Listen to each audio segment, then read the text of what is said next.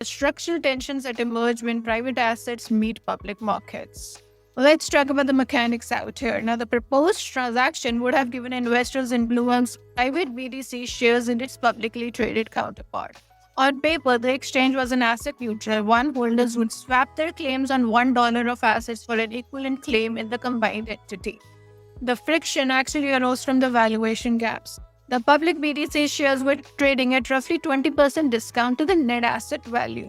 Private investors accepting the swap would gain immediate liquidity but at a meaningful haircut if they chose to sell. There was also structural asymmetry out here. What made the deal particularly interesting was the conditional design. Had the public vehicle been trading at a premium to the net asset value, the exchange ratio would have calibrated to its market price rather than the book value, a structure that would have favored the private investors in that scenario.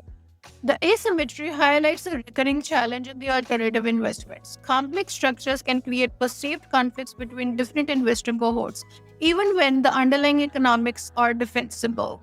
So what's the broader context out here? Now, the episode actually unfolds against a larger industry push to expand retail access to private credit and other alternatives.